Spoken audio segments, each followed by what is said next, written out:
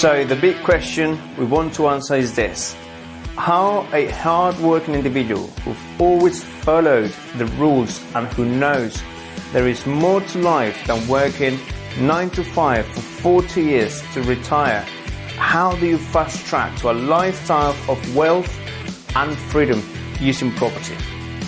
That's the big question, and I'm here to give you the answers. My name is George Lumbana, and I'm a professional property investor and entrepreneur. Hello, everybody. Good evening. Hello, George. How are you doing tonight? Hi, Noel. How are you? I'm very, very well indeed. Very excited about this sunny week that it's coming along. And yeah, so very, very, very happy. How are you? How are things? Very well, very well. Working quite a lot, doing lots of stuff, very, very busy. Going to Liverpool this week to get valuation on my HMO. So fingers crossed we get a good number there. And talking to George about the podcast episode today, something which is very current in a project that you're doing, which is planning permission for, what's the property, George, again? Is it a property you bought and you're going to make 4 flats out of it? Yeah, so basically it's a massive property, and I purchased the property, which at the moment is converted into two flats. So it's got 2 leaseholds of 1 3-bedroom and 1 4-bedroom flat. And also I own the freehold of the property. So at the moment, we're just going to rent the property as it is, but we're just going to just talk you through a little bit about the property, about the planning permission, about building regulations, and how you can deal with the councils and how you can get the planning approved when you submit the application. Okay. So let me just tell you what the property is about. So the property is a 3-story building, and it has a basement. So in theory, you can have a 4-story building. At the moment, I have refurbished 3 houses in that same road. One of yours, Noel, that's also part of the jobs I've done in that particular road. And so I was very familiar with the property itself when I purchased it at auction. It was purchased for £146,000, and we're looking to get, once the project is all completed, in the region of around £260,000. So that is based with the planning application being approved, and obviously with building regulation being sorted, and the property being converted not to 2 but to 4 individual flats, 4 self-contained flats. So for me to do all this, I need to apply for planning permission to get the extra 2 apartments that I want, and that will include a number of things. First of all, I need to obviously find out what I want to do and how I want to divide the 4 flats and how I can split the titles on the 4 properties. As I said, I've got 2 leaseholds which I need to rewrite and rearrange, so we can make space for the other 2. And what I've been talking to with my architect at the moment is the possibility to get the basement converted into a self-contained flat. Obviously, at the moment, the council is a little bit funny when you submit basements for living and occupation. They don't really like basements to be apartments in these days. So we need to come up with something very interesting to see how we can get the planning approved. And that takes me to the second part of my approach to the council, which is trying to find either a person who used to work in the council, like planning officers or advisors that used to work in the council, and now they work as freelancers. So you can have a quick conversation with them, and perhaps they can also help with the planning submission when you submit an application. So they perhaps know people in the council already, or they may have some contacts. And that will help you obviously put the application forward and get the planning application approved. So that's one part that we've been trying to get at the moment. However, these people tend to be quite busy, and the earliest appointment it's in July. It's probably around 6 weeks away. until the person can be committed to do any sort of application. So the other thing we were thinking about is just approach the council directly and try to talk to planning officers who we have probably had any contact in the past, and try to arrange with them like a 10-minute call or something like that, where we can discuss a little bit about the project. We can show them just very vague what the project is about and what we're planning to do, and the conditions that obviously are involved in the project, and see what is the reaction from them, and see if that's something they will be willing to consider, if there are changes that they want us to make in order to submit the application before. And so we get like a clear picture of what exactly we can submit that we will get the planning approved. So that is the main point at the moment. And that's exactly what we're working on. So with planning applications, it can be tricky. It can be lengthy sometimes. But in this particular case, normally applications in Liverpool are taken roughly. Well, normally they need to respond to you within 8 to 10 weeks. However, I have submitted another application for another property that I'm converting to 11 flats. And that was submitted back in December. And we're now in June. And 6 months down the line, we haven't heard from them yet. So obviously COVID delayed quite a lot of things, and a lot of people working from home have obviously caused an impact to the speed of how they reply to you, how they respond to the messages, or they get back to you in terms of your inquiries. However, that's obviously not the main issue. The main issue is really trying to get the application approved. So at the moment, if we get the appointment, which we plan to get it next week with the planning officer, and try to work out what we're going to submit to the council, that application should take around 8 weeks to get a response from.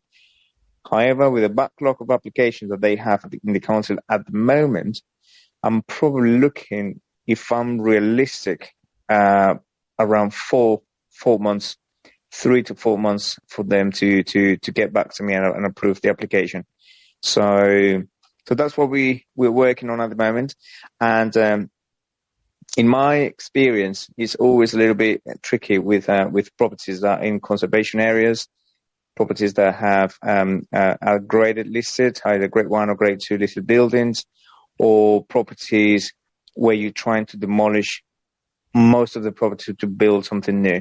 So those are the main concerns for the council, and those are the applications that tend to take the longest, and obviously for obvious reasons they are the ones who they meticulously ask you to do certain things their way, and to create obviously the spaces and the parking and whatever they need in very specific ways, so they can approve the application. So that's the way how you can deal and start dealing with the councils, and how you can start creating relationships within the council. If it's something that you do on a regular basis, it's crucial to get your contacts, try to talk to people in the council, so at least people know you, that you have done things in the past, that you've done things before, and obviously that will create a relationship, which obviously make things easier while you're trying to submit an application to them. All right. Let me ask you some questions, George, on what you just said. First of all, what sort of fees would the council charge you for application? Is it in terms of the size of the project, or what does it Yes. what is it based on?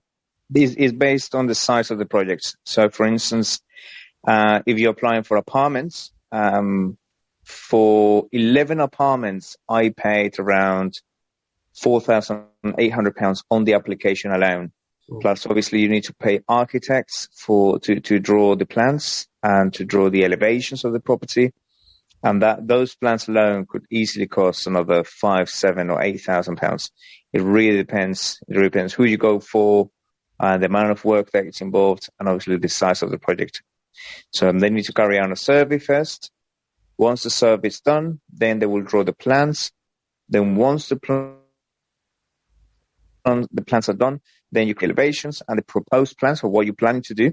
And then once you've got all the plans together, then you can start the planning application, which is a complete separate thing.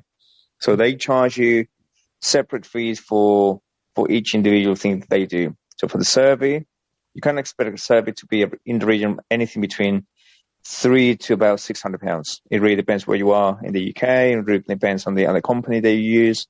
And then, as I say, once the survey is done, then obviously the drawings come after. Then again, you can spend probably £2 or £3 grand in drawings, sometimes even more than that. And then once the drawings are done, then the planning application is a complete separate thing. So the planning could be anything between £2,000 to £5,000 in planning application alone if someone else is doing it for you. And then the application that you need to pay to the council, that's a separate fee that you need to pay. So it can be very, very expensive at some points. For instance, the property that I'm converting to 11 flats probably spent around £11,000 just to get the planning through. So, and I'm still waiting for that to be approved. So that is basically the sort of fees that you're willing to pay or you're expecting to pay once you start doing applications like that. The smaller the project, obviously the smaller fees you will pay. As I said, if you're looking to scale up a little bit and make anything over 4 or 5 flats, then obviously the fees will come higher. All right. So, and the final question on this is, if somebody's going to buy a property, what's the best way to find out whether the project or the exit the investor is planning? How does he know, or how does she know that there is planning permission involved in the project? What sort of rules of thumb do you have for that? Well, anything that it's structural to the property will require building regulations. And if you want to apply through building regulations, sometimes you need to get the planning application in place. There are some approved planning, or permitted development that they call it. So basically, when you're doing extensions, and most of the neighbors have done the same extension as you're planning to do, that is called permitted development. So you only submit a permitted development application, which is pretty much straightforward. They get back to you within 28 days, and the application is pretty much approved. So, but you need to get the application going, and then you need to instruct the building regulations, which is obviously someone from a separate company that is approved by the council, or even from the council itself, and they will send a building regulations officer who will obviously see the floor plans and see the structural drawings that you have in order to do the extension of the property, and then you can start the works of the property itself. So, when do you need to apply for planning permission? Pretty much when you're going to do an extension, when you're going to do a loft conversion, when you're going to do, if the basement is not existent and you want to dig a basement, you need planning permission. Or if you're trying to convert the use of the property from like commercial to residential, you need planning permission. Or if you're trying to extend the property to make it bigger, either way, to the size, you need planning permission for that as well. So anything that involves any structural work will need planning permission. Anything that is an extension or anything like that, you will need planning permission. That's great, George. Thank you very much. So there you have it, guys, for today's episode. Some lessons on planning permission and some very good up-to-date information on it. So thank you, George, and see you on the next episode. Thank you. Thank you very much. So for those of you who have the cash but don't have the knowledge, we can help you here at Property Strategies. We can design a roadmap, or we can do a all-done-for-you service. And all you have to do is send us your inquiry at info@propertystrategies.co.uk. And for those of you who don't have the cash and you don't have the knowledge but you want to start getting started in property, we can also help you. As I said, you can send us your inquiry of what exactly you want to achieve and what you want to do, and then we can tailor a roadmap exactly what you want to do and how you can achieve it, how to put the theory into practice.